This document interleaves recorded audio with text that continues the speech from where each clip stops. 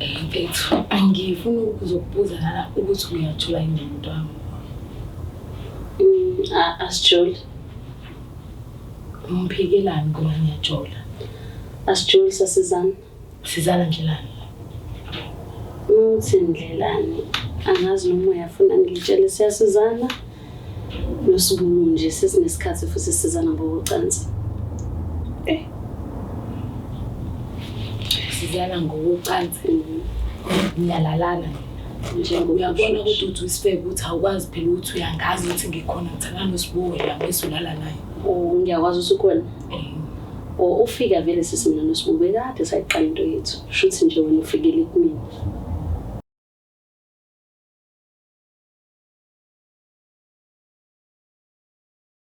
Ngiyanibingelela nonke ababukeli beBlack Life TV kuna ku-blog show khona lo mbukiso. Igama lami nginguStufuza Dlanga Malezulu. Le show lesibiza ngokuthi umfunani umuntu wami. So-ke njengoba sisengivasha namhlanje kuchaza kabanzi ukuthi kunento ethize angayiqondi kumuntu athandana naye njengamanje. Kodwa-ke siyathembisa uzoyiqonda kungesikhathi singanani kusuka manje. Cause umuntu asinikeze inamba yakhe simtholile and ngicabanga ukuthi ukhona njengamanje e-studio. So-ke sike simuzwe ukuthi ngabe usiphatheleni sawona. Yebo sawona njani? Kanjani? Ngiyaphila. Ngi-right nami. Uma balo? Umakhanyasi. Khanyasi. Ababani bakhanyasi? Odwala. Oh, okay. Ubuye kuphi ukuhlala? Kwamakhutha. Kuba? Ko7. Okay. Egebengwini. Ey. Ungaphiki. Ungaphiki. Ngiyazi umakhutha uvalile. Uvalile. Hayi konaye ngangiphiki. So ukhulu ufunda emkhumbi? Cha. Makhutha high? No, angifundanga ke lokhali. Oh, ngafunda okay. iSiphelo secondary. Okay. All right. So ngicela vele sihlale phezu kodaba. Ungichazela kabanzi ukuthi yini le entsha ungayiqondi kahle ngophesini wakho, usolani and useshodisa kuphi, yini le aseyenza manje akade engayenzi nisathandana kahle kusemnandi? Into ithi umuntu wami uno-female based.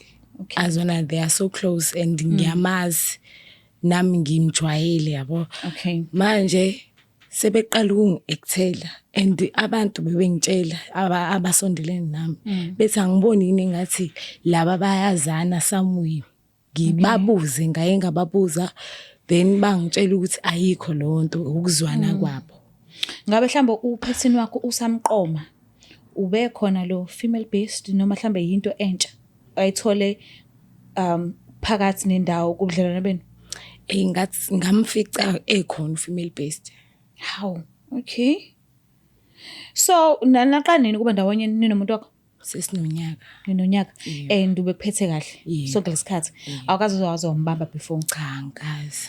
All right. So uthe mawuqala ukuhlangana no female based wakhe because ushilo wathi uyamazi bebunjani ubuso bakhe nibonana ngokwazi ukuthi wena uthandana nomuntu wakho and yena umngani kamuntu wakho?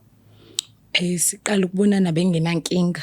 Wakujabulela? Wayengenankinga nje kwami kwakumnandi hleli ndawonye ngoba uGuy wangi-introduce again. Okay. Yebo, as umngani wakhe futhi nalapho. Uyazi ukuthi khona abantu abakhonayo ukulingisa ayenza ngazi ukuthi si-right nje ngiyakubongela ukuthi uthola intombi entsha nanana okay but ubone nje nawe ukuthi hayi yomile-ke nje le njabule enginikezwa yona. So wena yini wayinaka immediately nibonana? Usisi lo ayikho into ayikhombisa ngayo uba no jealous yena nje ngokubuka kwami kodwa ngathi into abasanda kuyiqala le ngoba manje ima engi-ekthela. Usiyo mhlambe uke wahlala phansi nomuntu wakho wamtshela ukuthi angikho ke right ke manje indlela ekwenza ngayo izinto? Yes, engikhulumile naye nje sekukabili ngikhuluma naye. Wakuthatha kanjani? Wayengitshela nje ukuthi abungani babangani ayikho into ethini. Wena ke ngesingawo uyayi-understand konke lento yokuthi uthola ukuthi umuntu osifazane une-male based nomuntu wesilisa une-female based, uyayi-understand kanjani? Cha ngi-understand but ngoba usisi ngamfica phela ekhona ngeke ngize ngikwazi vele ngigodluze umuntu ekhona ewumngani umfana. Mhlawumbe ngabe unayo indlela ukuthi uxhumane naye ku-WhatsApp? Usisi yebo. niyakhuluma nje kahle nankinga. Yebo. Uke wahlala phansi naye wamtshela ukuthi ngeke girl angisa-understand manje usikwenzakalani phansi kwakho nomuntu wami. Ngambuza phela ngizwe amahemhem futhi nothi amahemhem abantu bengitshela ukuthi hayibo wena awusolutho yini umuntu wakho nangusisi. Okay. Waphika wathi nje ayikho into eyenzakalayo instead bayazwana. Ngicela ukubuza into engathi awuzele yona la but ngiyafisa ukuyazi. Uphesini wakho lo bekuphesini othi lo ngikulungele ukuthi ngimtshengise abazali bamekhaya noma umndeni wami noma bekuphesini nje alright ujola naye emgaqweni kuphelele lapho. Indlela engimthanda ngayo mina bengifise ngathi angabona abazali. Usuthe ebengi okusho ukuthi usuphumile kuyena. Cha phela ngithi the time uthola something ngizokuphula inhliziyo uthando liyancipha. Into kanjalo. Asazi but ke usisi ukhona njengamanje la e-studio so angazi uma lokulungele nisikhulumisana naye usinobuso. Yebo bengicela ukukhuluma. Usisi lo akayona ihlanyiste. Angeke azashikilise la. Ayi phela nami ngiyahlanya. Amahlanyisa ahlangene. Alright sithi ngimbize ke. Ayi ngibizele yini. Ngicela silandela yini?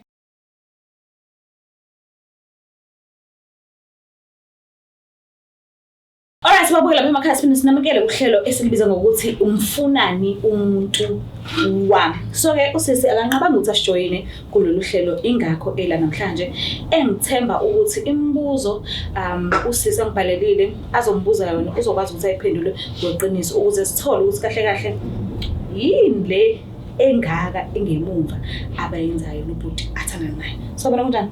Ngiyaphila sisithole. Ngiyaphila nami. Uma balihle naye Ndlovu kaChen boy benyathi. Usisi yamazi? Ngiyamazi. Mjwayela kakhulu? Not that close but ngiyamazi. Umkhonzile? Yeah, ngimkhonzile. Oh alright. So njengoba ula kulolu hlelo oluthi umfunana umuntu wami uye wabhala ngesimanga sokuthi khona into entsha aseqala ukuqaphela eyenziwa uphesini wakhe athandana naye angayiqondi kahle. So ngicela ukuthi umbuzo nombuzo awubuzayo umphendule wona ngeqiniso. Ngicela ukukhulumisana naye. Mfethu angifuni ukuzokubuza la ukuthi uyathola yini umuntu wami. Asijoli. Umphikelani ngoba ngiyajola. Asijoli sasizana. Sizala ndlelani? Uthi ndlelani angazi noma uyafuna ngitshele siyasizana. Nosibulu nje sesinesikhathi futhi sizana ngokucansi. Sizala ngokucansi. Ngiyalalana. Uyabona ukuthi uthi usifeke ukuthi awukwazi phela ukuthi uyangazi ukuthi ngikhona ngithanda noSibuwe la bese ulala naye. Ngiyakwazi usukhona. Ufika vele sisi mina noSibuwe kade sayiqala into yethu. Shuthi nje wena ufikele kumina. Wamnyeka uSibuwe angishele. Ingoba vele anginkinga nokuthi ashele futhi nanokube niyathandana imini wenza sinthandana. Kanjani? Imini wathi uSibuwe ashele wena. Bese nami asithandani mina noSibuwe. Nje akujesa sizana ngokucansi. So maye nentombi anginankinga nalokho. Unomuntu othanda naye? Mina. Anginayo umuntu ethanda naye. Kunomsizi nje. Yeah. Utheni nonyaka thandana? Unazana nini? Mina noSibuwe. Nomntoke. Ucawuthi from 2022 sophela. Yo. So yini yenza ukuthi ukhululeke ngokuthi umbonise umuntu angamshela because uyachaza manje ukuthi ushelwa nje uwe oshilo. Mina inkinga yami angimthandi for ukuthi singajola. Ngithanda ukuthi akusize kuphela. Yes, siyasizana. Awuthi ungijwayela nje lento enyenzayo. Angazi ngimosi ungijwayela ngoba manje fana ngabe ubonga mina ukuthi unale ndoda ngami. Ngikubonge ndlelani. Ngikubongelani.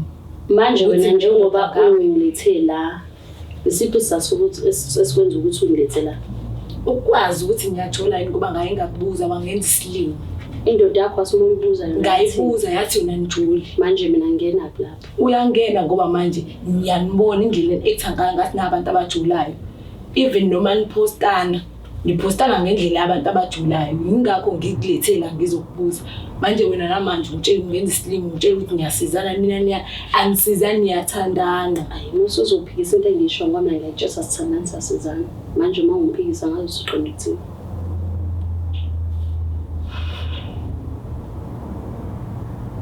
Into engifuna ukuyazi ukuthi njengoba ungilethile lana uzotholile iqiniso-ke pho kuyangalaphi. Thini way for us yabuda. Angazi-ke sisi manje uzokwenzela kanjani. Usazoqhubeka ukuthandana naye umuntu? Ngicabanga ukumyeka. Umyekelani? Ngeke ngikwazi ukuhlala nomuntu ohlala naye wena. Usukwazile nje zonke lesikhathi sonyaka nje bengingazi bengifuna ukuba neshow nakhona ukuthi ngikwazile ukuba neshow ingoba ngizwa nayo ngabantu. Futhi nakhona ngizwanga ngabantu ngabe angithi ngisajola naye. Umehluko ukuphi walento uthi usuyazi nokade ungazi? Yini umehluko into ezoshintsha? Uthando phela lami ngithi ilona ophelayo. Phela umfaneni. So ngizomiyeka-ke ngiqhubeke endlala. Siyabonga nalokho. Niyazivikela kodwa? Mina ngiyavikela. Niyazivikela? Yes, besisebenzise khona. Anikaze ngixoxe indaba yomntwana. Okay.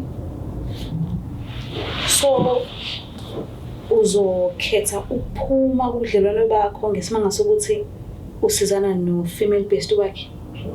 Ngisibona isidingo sokuthi ngihlale ngoba uyababona shuthi kade into yabo bayiqala. Mina ngiyafika nje vele into yabo kade bayiqala nangu uyasho lapha nguye. Uthi kade uyena usutshela umfana ukuthi angishele. Uma ubhekile umuntu wakho uzovuma ukuthi umlahlekele ngesimanga sokuthi usuthole lezi ndaba? Ayanginandaba into engahlangene nayo lo. Wena ufuna ukuphuma kubudlelwano ngesimanga sokuthi uthole lezi ndaba usakwatile noma vele noma uthi uyawehlisa umoya usazophinda ushiteke ukuthi uyaphuma wena? Mhlawumbe kusawudinga noma ngizokhambeni kwesikhathi ngizobona kodwa nje okwamanje.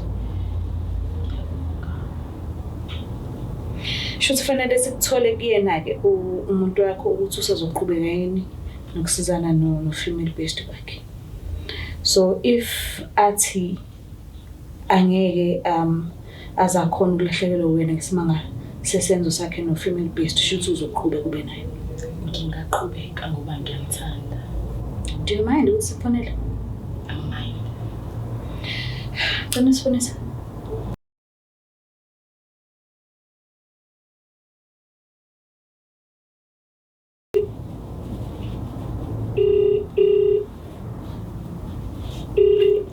Usemsebenzini noma mhlawumbe uyikhiphile noma sithini isitolo sakhe? Ubhizi?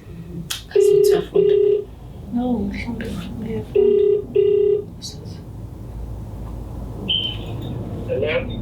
Kunjani bhuti Sibu? Siyaphila nathi. Ukhuluma noSitufuza Dlangamandla Zulu from Black Life TV. Singakhona ukukhuluma? Black Life TV. Yes. How? Ngiyacela siphinde sizame ukumfonela. Hayibo. Mhlawumbe uyijazi sisemzalane inkinga eningi Nkosi yami. Hawu angakhuluma ngisho ukukhuluma.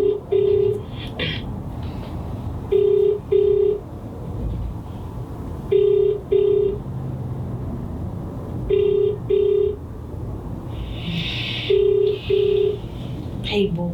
Shuthi lo muntu uyobuka YouTube. Mina ngafuna ngizwe ukuthi ngithini. Ushileni ukuthi uya ka Black Life TV? Angazi ngitshela.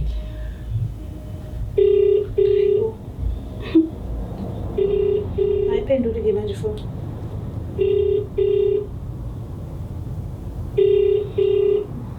Ngicela singamxini. Ngicela singamxini ngesimanga sokuthi uzwile ukuthi i-call uyithola Black Life TV and ngiyacabanga nje usho lo muntu umlandeli we-Black Life TV ngoba akafuni ngokuzwa ukuthi uthini. So sizoma ekuthenini siyevala la manje kusimanga sokuthi asimtholi uSibu and oqinisa kukona ilokho ukuthi uma ethi akakwazi ukulahlekelwa uwena ngesimanga sokuthi uyalala no-female based wakhe shuthi uthe i-relationship izoqhubeka. But mayethi akakwazi futhi ungalali no-female based wakhe wena uyamyekela. Mbukela bekhaya ngicela ukuthi sivele siyibambe kanje njengamanje because uSibu asimtholi unelewezo ukuthi yimi umuntu ofonayo shuthi umlandeli shuthi uyayibuka kakhulu Black Life TV ngoba akakwazanga ukuthi anginikeze isikhathi sakhe ukuthi sikhulumisane asicacisele lokhu esiduka ngakho la njengamanje. So ke iqiniso kona siyadinga ukulithola siyadinga ukwazi nanokuthi angeke yena azakhona ukuphila ngaphandle kwa female based. Because usisi uyakubeka kuyacaca ukuthi uma ngabe ethi uyamshiya female based akasalali naye then i-relationship yabo izoqhubeka. Uma ukuthi akakhona ukumshiya then naye uthi uyaphuma. So ke cela usinolindele u-part 2 kungesikhathi singakanani uzoza. Ngicela ukuthi ungakhohlwa subscribe, ulike, ushare. Mina ngithanda kakhulu. Bye. It's the Black Life TV.